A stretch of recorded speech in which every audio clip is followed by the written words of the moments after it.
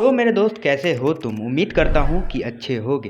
तो मेरे दोस्त आज मैं बात करने वाला हूँ विकी कौशल के बारे में। और हाँ, ये छावा मूवी से रिलेटेड नहीं होने वाली है, ये सैम बहादुर मूवी से भी रिलेटेड नहीं होने वाली है। यहाँ पे मैं बात करूँगा कि क्यों विकी कौशल इतने अच्छे ए लिस्ट एक्टर होने के बावजूद, अच्छा बॉक्स ऑफिस कलेक्शन देने के बावजूद भी लोगों के नज़र में जो है, इवन लोगों के नज़र से मेरा मतलब ये है कि बॉलीवुडियों की नज़र में विकी कौशल एक सुपरस्टार नहीं बन पाए हैं। अब इसके पीछे बहुत सारी रीज़न है, लेकिन मैं यहाँ पे अपने तरफ से फैक्चुअल डेटा डालने की कोशिश करूँगा।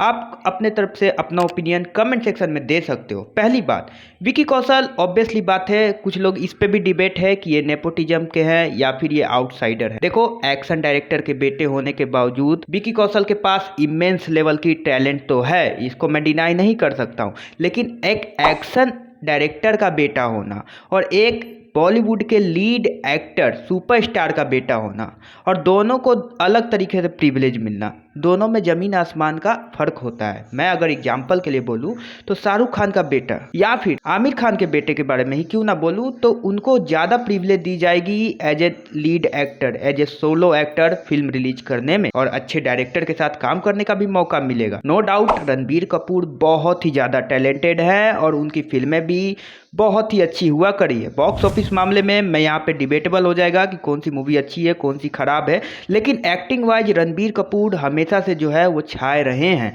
लेकिन उनकी पहली फिल्म सावरिया मिलने में भी कहीं ना कहीं नेपोटिज्म का ही हाथ था, क्योंकि वो ऋषि कपूर के बेटे थे। वो बात अलग है कि भाई इतनी अच्छी से उनको फिल्में मिल गई, वो बात तो ऋषि कपूर भी एक्नॉलेज करते थे कि मैं राज कपूर साहब का बेटा होने की वजह से मुझे पहली फिल्म तो मिल गई, लेकिन उसके बाद मुझे फिल्मों में ही स्ट्रगल करना पड़ा।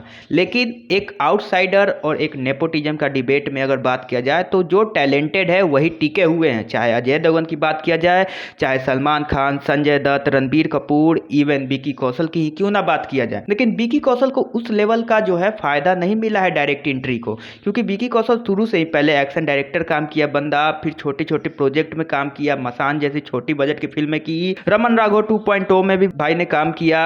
उसके बाद जो है धीरे धीरे वो अपने कैरियर के ग्राफ के साथ एक्सपेरिमेंट और अपने एक्टिंग पोटेंशियल से आगे उनको प्रोजेक्ट मिलते गई। लेकिन बात यह है कि बॉलीवुड का एक लॉबी होता है, बहुत लोग नहीं रिलेट कर पाएंगे, उस लॉबी में जो है वो करण जौहर से लेकर के हर कोई जो है वो शामिल हैं। But at the same time मैं ये भी कहना चाहता हूँ कि ये लोगों की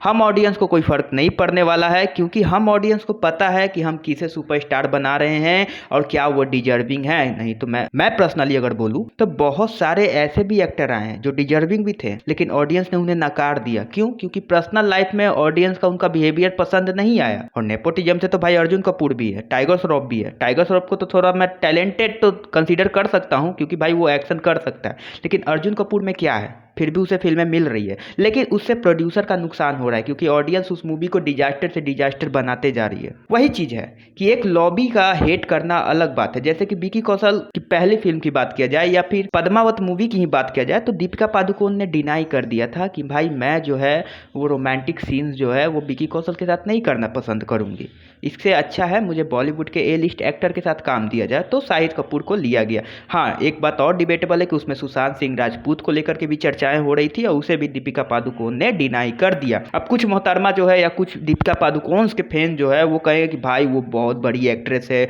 वो चाहे तो किसे भी डिनाई कर सकती है, किसे भी ले सकती है। हो सकता है, आपका ओपिनियन है, आप जैसे भी बोलो वो आपके ऊपर, इट्स अप टू यू।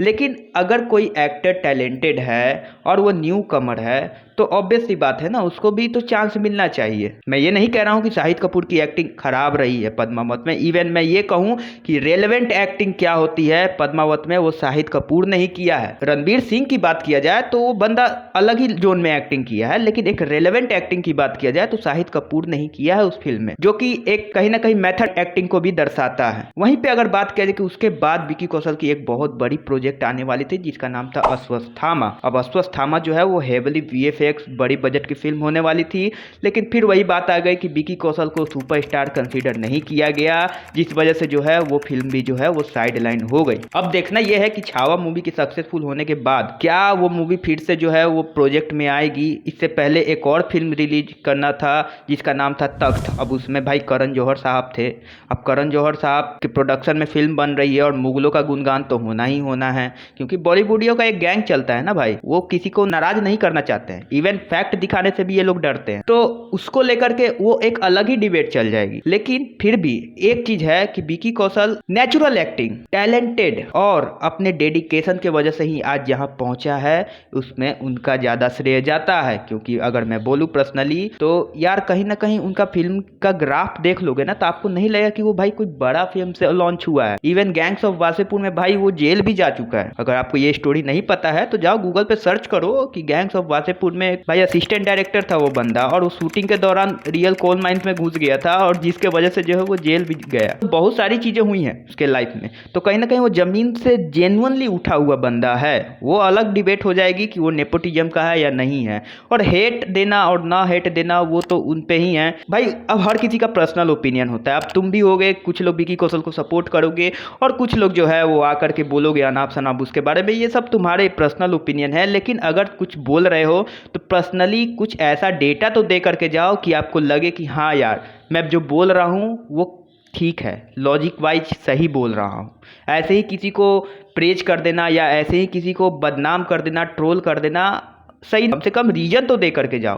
खैर मेरे दोस्त, तुम्हारी क्या ओपिनियन है इसको लेकर के वीडियो में जरूर बताना। वीडियो अच्छा लगे तो सब्सक्राइब करके जाना। मिलते हैं अगले वीडियो में, तब तक के लिए बाय।